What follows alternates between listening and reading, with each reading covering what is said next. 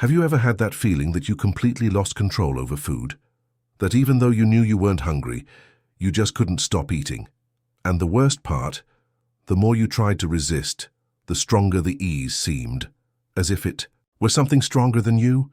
If you've been through this, take a deep breath because you're not alone. This has a name, it has an explanation, and most importantly, it has a way out. Binge eating is more common than we imagine, and it often hides behind habits that seem normal.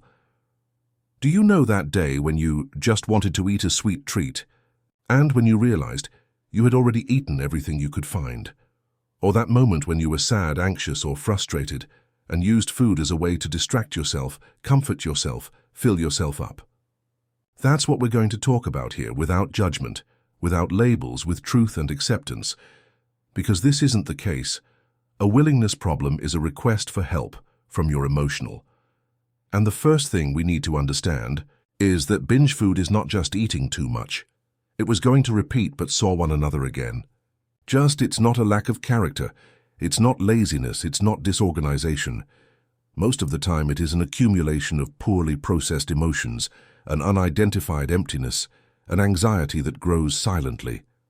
The body seeks quick relief, and the brain already knows the answer: food. Especially those rich in sugar and fat which give that peak of pleasure, albeit temporary. It's as if for a few minutes everything was fine, but soon after, the anguish returns and with it the weight of guilt. What if I told you that understanding this process is already a huge step in your transformation journey? Because when you identify what's behind the compulsion, you stop fighting yourself and start looking for real alternatives that really work. But how to do this in practice? How to understand what is behind the uncontrollable desire to eat? A simple exercise that can help you a lot is to start asking yourself, every time the urge comes, what am I feeling right now? And if you want to go deeper, what do I really need right now? It seems like a silly question, but it has power. Sometimes the answer will be, I'm tired, I'm bored, I'm angry, I just want to rest. And then you start to realize that food isn't the problem. It's just the symptom. The real problem lies in what you're ignoring, trying to keep quiet about, or simply not being able to deal with. And look, that doesn't mean you'll stop feeling the urge to eating. The objective is not to eliminate the desire, it is to understand her origin. When you understand, you gain power of choice. You start to wonder, is food going to solve this? Or do I need a hot bath, a break, a conversation, 5 minutes of silence, a hug, a moment with myself? And more, how is your eating routine? Because compulsion can also be a consequence of excessive restriction.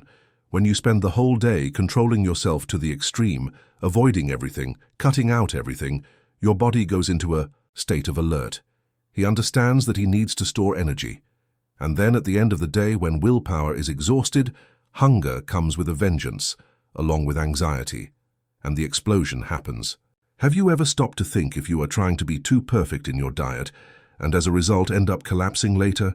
Constancy is worth more than rigidity. Eating well throughout the day, with balance, with pleasure, with respect for your body, is the best way to avoid binge peaks. When you eat nutritiously and satisfyingly, your body feels safe. And when the body feels safe, the mind also begins to slow down. Another important thing, have you allowed yourself to feel? Because many people use food to not feel, to not deal with what is hurting, with what is out of place, with loneliness, with overload. And it all accumulates, it stays there, stored, muffled, until it explodes in the form of compulsion. Therefore, starting to name feelings is an essential step. And it doesn't have to be anything complicated. Start with the basics. I'm sad, I'm anxious, I'm angry. Just by naming it, you start to create space between yourself and the impulsive reaction.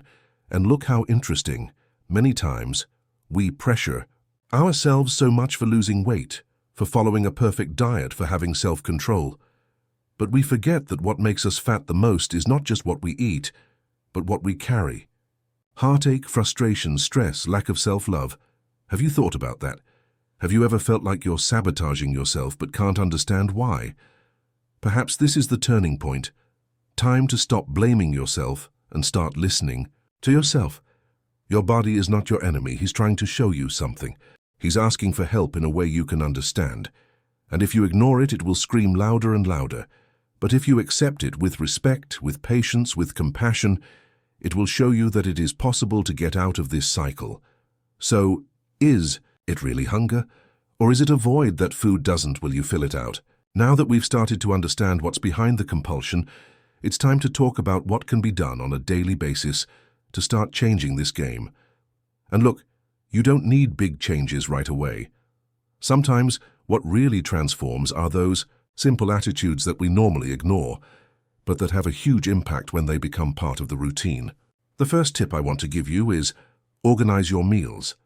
It seems basic, but there are many people who spend the whole day skipping meals, eating anything on the run, and then when they reach the end of the day, their body and mind are exhausted, and all they want is to eat to compensate. This is not weakness, it is survival. The body is trying to regain energy. If you start the day with a good diet, take small breaks throughout the day to eat calmly. Without distraction, the chance of having a binge episode in the future decreases.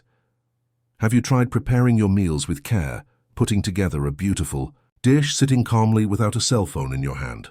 Another thing, have an emotional emergency plan. This is gold. Instead of fighting the urge to eat, how about having a list ready with emotional alternatives? Like this: when the urge hits, you already know what you can try to do first. It could be taking a shower, going for a 5-minute walk, listening to music that calms you, taking a deep breath, writing down what you're feeling, or even sending a message to someone you trust. It's not about getting distracted. It's just about creating space between impulse and action. This is where control lives. And speaking of space, have you ever noticed how the environment you live in influences your behavior? A disorganized refrigerator, a closet full of junk, a table always with food in sight. All of this stimulates impulse. And you don't need to throw everything away at once, but start by removing what most unbalances you. Sometimes it's that little bag of cookies that seems harmless, but you know that if you start, you won't stop. Why keep what sabotages you close? Discipline begins with organizing the environment. Now answer me, how is your rest routine? Have you been sleeping well? Because one of the most ignored triggers of binge eating is accumulated tiredness. When the body doesn't rest, it increases the production of cortisol, the stress hormone. And this stress messes with all signals of hunger and satiety. Then you feel hungry even without needing it, look for sugar for quick energy, and enter a cycle of dysregulation. Sleeping well is part of the weight loss and emotional balance process. Your body doesn't just want a diet, it wants rest, peace, routine. Another simple and powerful idea: water. Yes, hydration. Did you know that our brain often confuses thirst with hunger? When you feel that urge, try drinking a full glass of water and waiting 5 minutes. It may seem silly, but I've seen it work for a lot of people. And if you want to enhance it, add a few drops of lemon or a slice of lemon to the bottle. In addition to refreshing, this helps activate digestion and brings that feeling of freshness, which is often all we need at that moment. And look, this is important. Don't isolate yourself. Compulsion loves silence, the hidden, the moment when you believe no one will see. But you don't have to go through this alone. Seek support. It could be a conversation with someone you trust. It could be a group, it could be a professional. Talking about how you feel already relieves half the weight, and when we feel seen, heard, welcomed, the urgency to fill that hole with food starts to lose strength. Have you ever thought about seeking support, or are you afraid of exposing yourself? Another powerful practice is daily self-praise. Yes, praise yourself. Because those who suffer from compulsion generally blame themselves so much, criticize themselves so much, that they forget to recognize advances. And every time you can wait 5 minutes before attacking the food, that's a win. Every meal eaten, calmly, every episode avoided, every positive thought, everything counts. And if you only look at the ones you haven't achieved yet, you'll sink. But if you look at those who have already advanced, you will become stronger. How about starting today? Look at yourself now and recognize you are here seeking change, and that is already a huge step. Oh, and be careful with comparisons. You don't need to follow anyone's time. Some people overcome this in months, others take years. And that's okay. The important thing is that you follow one day at a time, one choice at a time. You don't have to be perfect. You just need to keep going. And here's one more question for you to think about. What could you do today, just today, to take care of yourself without involving food? A small thing. May it give you pleasure.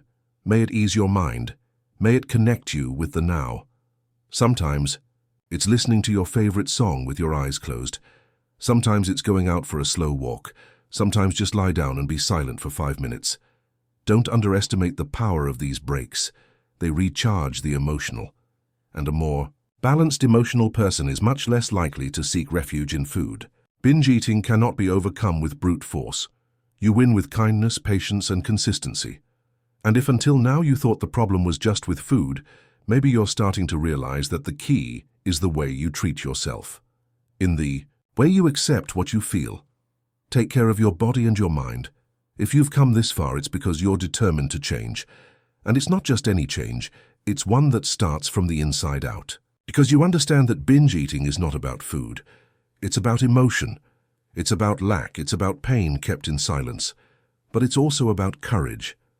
And today you took another step on this journey of looking at yourself with more love, more patience, more presence. You no longer need to blame yourself for every slip-up. You are not failing, you are learning, rebuilding yourself. And that is much more valuable than any number on the scale. Transformation happens when you stop hurting yourself, trying to fit in and start accepting yourself the way you are. And now I want to invite you. Comment below, I choose to take care of myself with conscience. If this video spoke to you, leave this record, that commitment to yourself. And who knows, maybe your comment will inspire someone who is experiencing the same pain, thinking they are alone. Also, take advantage and subscribe to the channel. Activate the bell, because here, you will find more than just tips. You will find support, truth, and real ways to transform your relationship with food and your body. And if you know someone who lives this cycle of compulsion, share this video. You could be the beginning of change in that person's life. You don't have to be perfect, you just need to keep going.